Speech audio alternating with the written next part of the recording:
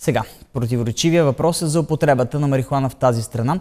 Този уикенд в Чикаго се проведе първата по рода си конференция за канабис в Илинойс, където от началото на годината наркотикът е разрешен за медицински нужди. Защо е необходимо обучение по канабис и защо 6 месеца след като законът влезе в сила в този щат, все още няма нито едно разрешително за употребата му, провери Галина Петрова, която беше на конференцията през уикенда. Добър вечер, Галина. Добър вечер, Ясене. Оказва се, че канабиса не е просто растение, което може да завием в цигара. На конференцията видях много повече екстракти и масла, отколкото зелени стръкчета. Целта на форума беше именно да се разбият някои от табутата около растението и да се подготвят хората за процеса на приемането му като лекарство. Старта на употребата му за медицински цели в Илинойс все още наистина е бавен. Канабис марихуана джойнт. Растение с много имена, употребата на което все още е забранена от федералния закон.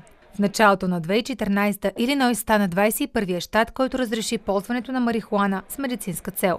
Въпреки това, все още няма регистрирани пациенти.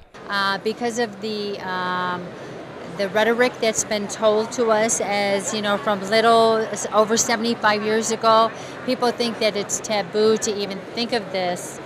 This pure medicine, it's a plant. You don't even have to put anything on it. It will grow by itself. It's a weed, and you can break down the plant to the oil base, and the oil is just magical. Но какво всъщност прави канабиса? Пати Шуър е консултант и изследва продукта от 10 години. Тя е била медицинска сестра в психиатрия и е работила с алкохолици и наркозависими.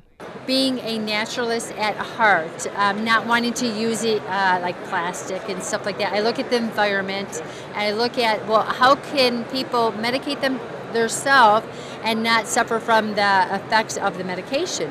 Well, here comes little medical marijuana. В момента, според Департамента по здравеопазването, има 40 заболявания, по които може да се кандидатства за разрешително за употреба на канабис.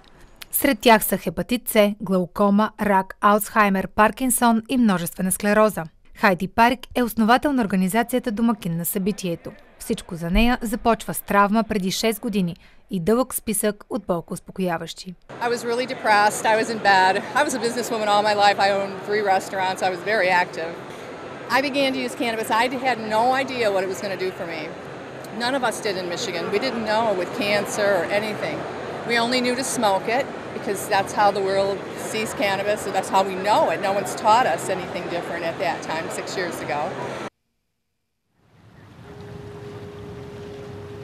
Въпреки че е законно от януари, тук в Илинойс все още няма пациент с ID за медицинска марихуана. Забавянето не се дължи само на малкото информация, а и на тежките съпътстващи процедури.